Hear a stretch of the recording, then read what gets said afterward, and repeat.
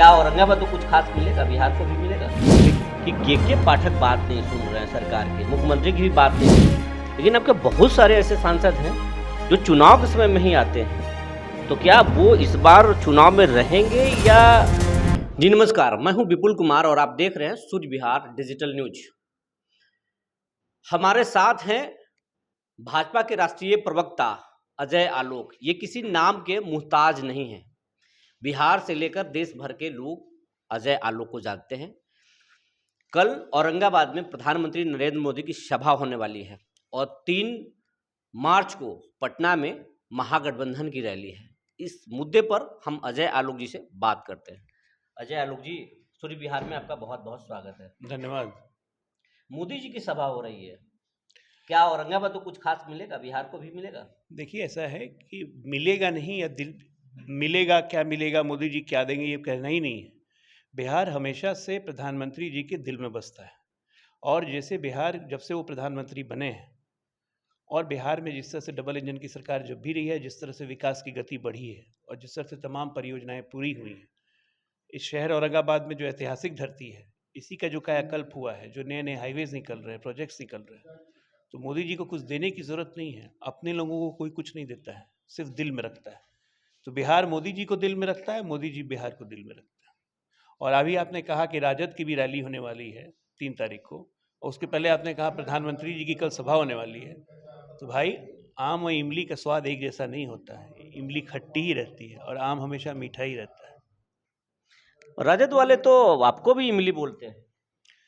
राजद वालों का सही चरित्र पता करना है तो जनता के बीच में जाके पता कर लीजिए। जो तेजस्वी जी का तो एक वीडियो भी वायरल हो रहा है ना, चढ़ा दो 2-4 लोग गिरेगा तभी आगे बढ़ेंगे जब अपने बस को आगे निकाल लेगी।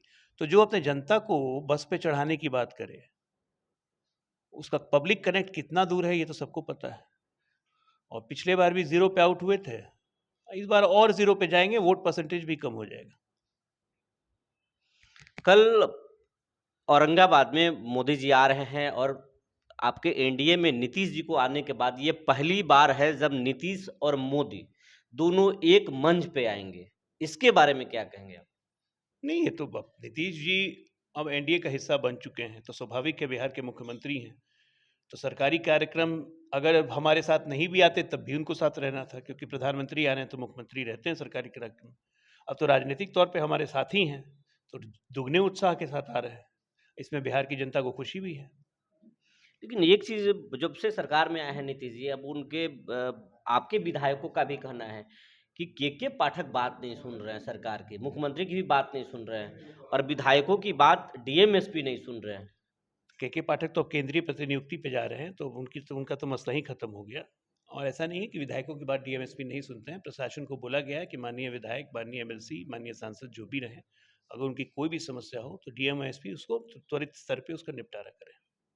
औरंगाबाद के जो सांसद हैं वो ग्राउंड कनेक्ट हैं, पब्लिक के बीच में रहते हैं, लेकिन आपके बहुत सारे ऐसे सांसद हैं जो चुनाव के समय में ही आते हैं, तो क्या वो इस बार चुनाव में रहेंगे या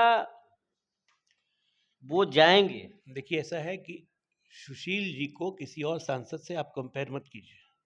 कौन सांसद क्या करता है नहीं करता है, एनडीए के आज ये सुशील जी तो यहाँ कनेक्ट करते हैं, वो रविवार को आ जाते हैं, दिल्ली नहीं रहते हैं, औरंगाबाद में आते हैं, यहाँ पे लोगों की बात सुनते हैं। लेकिन आपके बहुत सारे ऐसे सांसद हैं जो चुनाव के समय में ही आते हैं, क्या वो बचेंगे इस बार या फिर वो चेंज हो जाएंगे?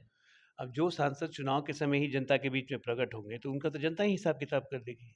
तो उसमें मुझसे पूछने की क्या जरूरत है? ये तो जनता को तय करने दीजिए ना कि किस सांसद को उनको चुनना है, किसको नहीं चुनना है। चुनाव होता किस लिए है? जनता की मर्जी से, जनता के द्वारा जनता अपना प्रतिनिधि चुनती है। बिहार कितने सांसद का हिसाब किताब इस बार होगा?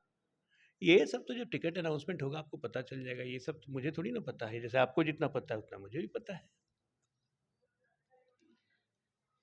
नीतीश जी, लोकसभा चुनाव में के बाद कहा जा रहा है कि नीतीश जी खेला करेंगे और फिर भाग सकते हैं। देखिए, खेला फेला जो है ना, ये बंगाल से शुरू हुआ था दीदी, उन्हीं का खेला हो रहा है। खेला खेला खेला करते हुए तेजस्वी का खेला हो गया, कांग्रेस का खेला हो गया।